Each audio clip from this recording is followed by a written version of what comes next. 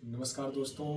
आज पुनः आप सबके बीच एक जो स्थानीय स्तर की यहाँ की समस्या है, हिम्मत हारने के पश्चात आत्महत्या कर लेने की, जनपद विशेष करके जनपद ललितपुर में यह एक प्रवृत्ति बढ़ती हुई दिख रही है।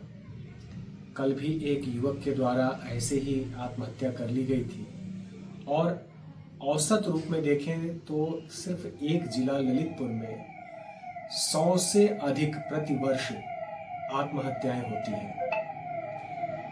ऐसे में हम क्या करें कि जब हम अकेले हों, अकेलापन हमें सता रहा हो, हमारा हिम्मत टूट रहा हो, तो उस समय भी हम अपने धैर्य को बनाए रखें, धैर्य न खोने पाएं। आश्चर्य का विषय तो ये होता है कि जिस उम्र में गलती करके भी अपने आप में कोई ग्लानि होने का बोध नहीं होता है, उस उम्र तक के बच्चों के द्वारा जब आत्महत्याएं कर ली जा रही हैं, तो ये एक सोचनीय प्रश्न बन जा रहा है। आखिर ऐसा क्या है कि लोग आत्महत्या कर ले रहे हैं? कोई कहता है कि इसके लिए गरीबी उत्तरदायी है, तो अमीर क्यों आत्महत्या कर रहे हैं?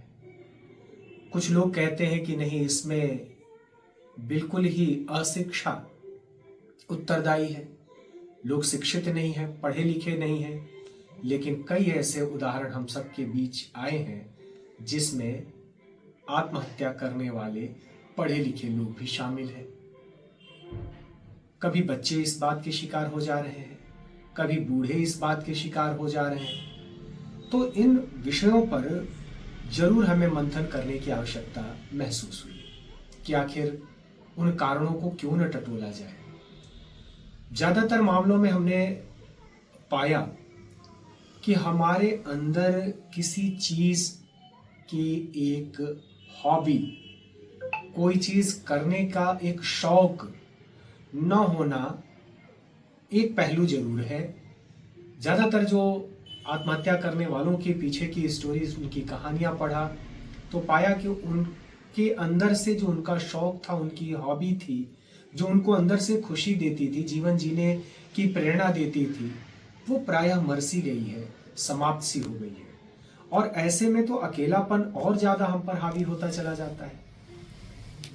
जहां एक तरफ हम देखते हैं कि जो बड़े बिजनेसमैन या पढ़े लिखे लोग आपाधापी की जिंदगी से ऊब करके आत्महत्या कर रहे हैं, वहीं बहुत सारे लोग ऐसे हैं जो अकेलेपन की दुश्वारियों से मजबूर होकर के आत्महत्या कर रहे हैं। इन दोनों के बीच के अंतर को हमें जानना और समझना पड़ेगा। जो हमारा मस्तिष्क, मैं बार बार इस चीज को कहता हूं, मानव मस्तिष्क इतना विशद, इतना विशाल स्मृति वाला है कि उसकी तुलना में जो हमारे पूरे जीवन पर्यंत अर्जित किया हुआ ज्ञान है वो बहुत कम रह जाता है। बहुत कम संचय हम कर पाते हैं, अपने मस्तिष्क का प्रयोग हम बहुत कम कर पाते हैं। उदाहरण के लिए मैं बार बार ये उदाहरण देता हूं कि एक केचुआ, जो एक छोटा सा जीव है, उस जीव का मस्तिष्क हमारा सुपर कंप्यूटर, जो परम नाम का सुपर कंप्यूटर, भारत का पहला सुपर कंप्यूटर बना, ऐसे तमाम सुपर कंप्यूटर बनाए गए जो लाखों अरबों की गणनाएं सेकंडों में कर डालते हैं।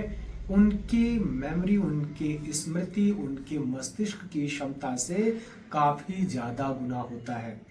तो जब एक केचुए का दिमाग इतना ज्यादा होता है तो सोचिए मानव का दिमाग कितना ज्यादा होता है। फिर भी मानव आत्महत्या कर लेता है।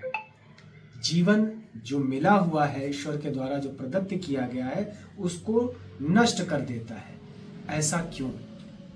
सबसे पहले कि हम अपने जीवन में जिस लक्ष्य को पाने के लिए आगे बढ़ते हैं, अगर वो हासिल नहीं होता है तो उसे जीवन का अंतिम अवसर मान लेते हैं। जीवन का अंतिम अवसर नहीं है वो, जीवन का अंतिम क्षण नहीं है भाई। हारना जीवन के लिए अनिवार्य तत्व होता है। असफलताएं सिर्फ इस बात की तरफ हमें इंगित करती हैं कि सफलता के लिए पूर्ण मनोयोग से मेरे द्वारा काम नहीं किया गया है। अगर जीवन में हम असफल न हो तो सफलता का महत्व बिल्कुल हम नहीं जान सकते, सफलता का आनंद हम बिल्कुल नहीं उठा सकते। कई बार तो ऐसा लगता है कि सफल होने से कई गुना ज्यादा असफल होना भी जरूरी है, क्योंकि जब तक हम असफल नहीं होंगे तब तक जो वो पीड़ा, वो दर्द, वो ताने, वो बातें, लोग क्या कहेंगे, इस तरह के जो संवाद हमारे मन मस्तिष्क में चलते हैं, उनसे लड़ना हम नहीं सीख पाएंगे। उनके लिए जो हमें धैर्य हमारे अंदर पैदा करता है, वो असफलता ही धैर्य सिखाती है, वो पेशेंस लाने का काम करती है।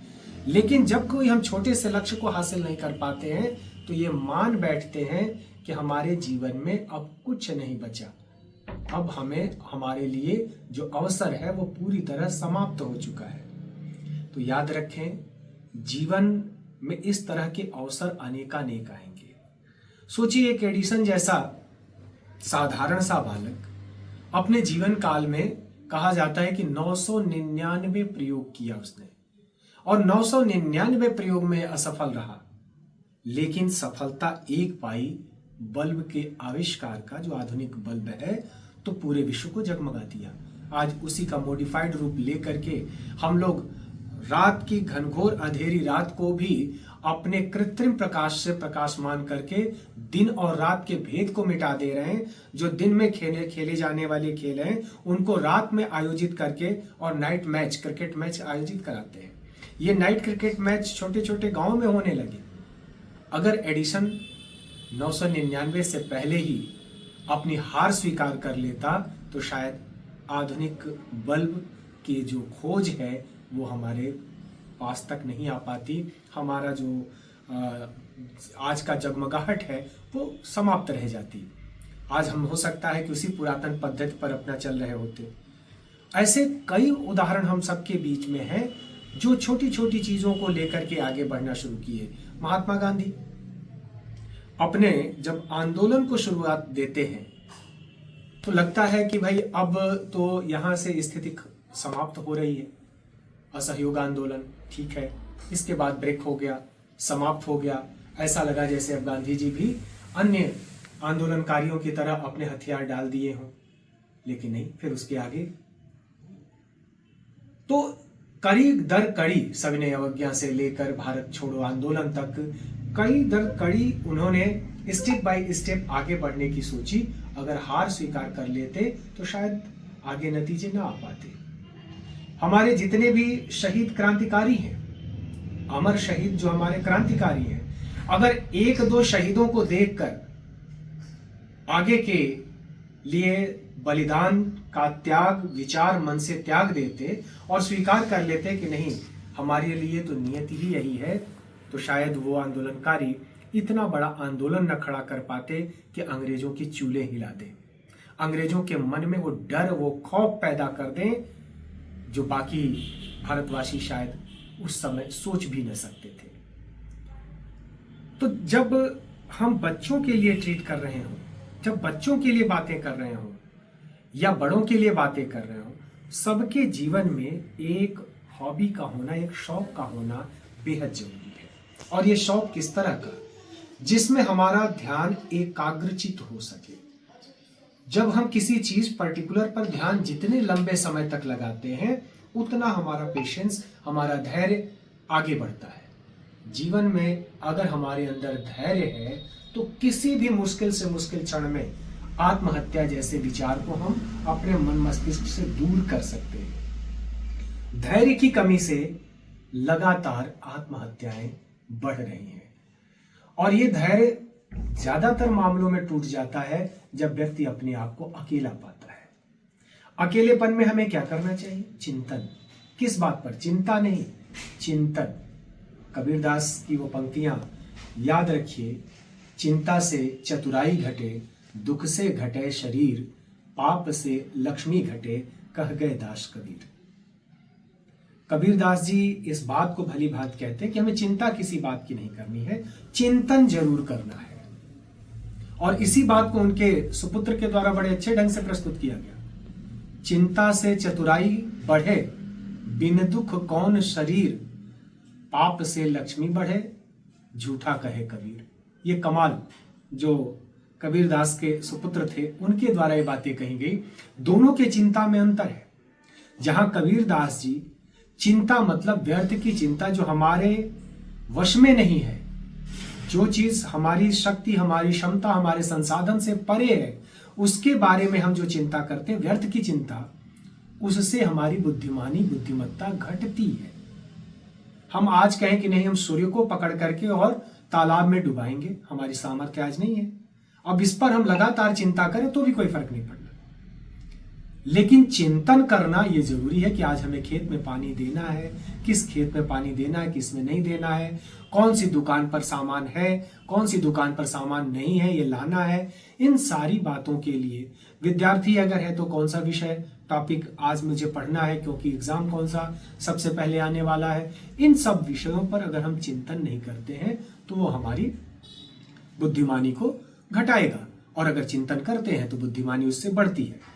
तो जो सबसे अहम पहलू है कि हम एक शौक पालें, चाहे अच्छी किताब पढ़ने की शौक हो, या पेंटिंग की शौक हो, चित्रकारी की शौक हो, या संगीत का शौक हो, गाना गाने का शौक हो।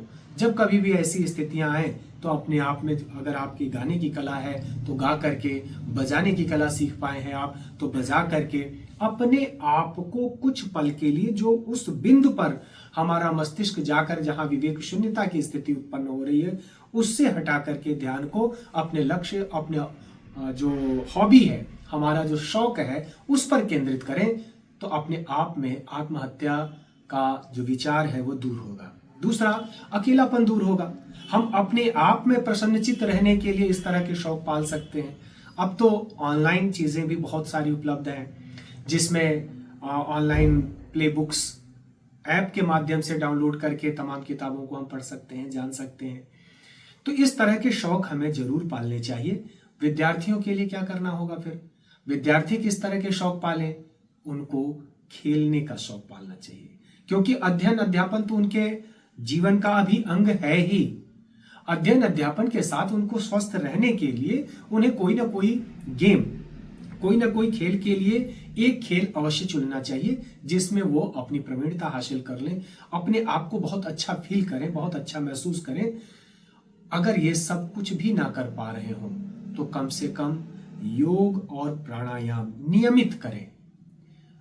ध्यान को बढ़ाने के लिए, एकाग्रचित करने के लिए इस तरह के जो एक्सरसाइज हैं, इस तरह के अभ्यास हैं, योग अभ्यास या प्राणायाम अभ्यास या ध्यान केंद्रित करना, ये सब बहुत कारगर होता है।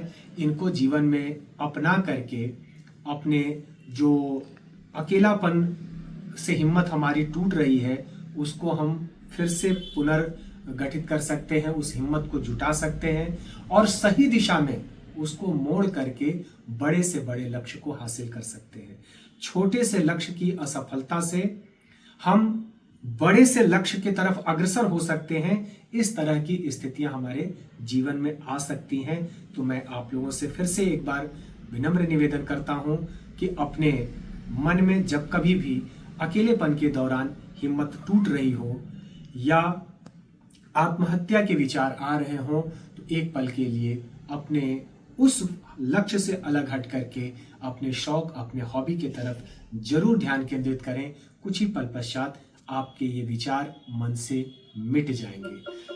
साथ ही एक और आपको इसमें कदम उठाने पड़ेंगे, जो रिश्ते नाते हैं, जो हमारी जिम्मेदारियां हैं, जो हमसे प्रेम करने वाले लोग हैं, उनके प्रेम के बारे में एक बार अवश्य सोचें कि अगर मैं आत्महत्या करता हूं तो मेरे पुत्र और मेरी पुत्री का क्या होगा।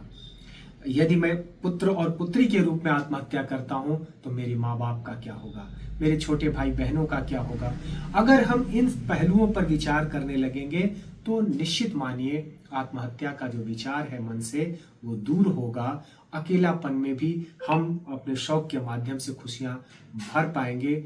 इसी के साथ मैं आज अपनी वाणी को विराम देता हूं। बहुत बहुत धन्यवाद।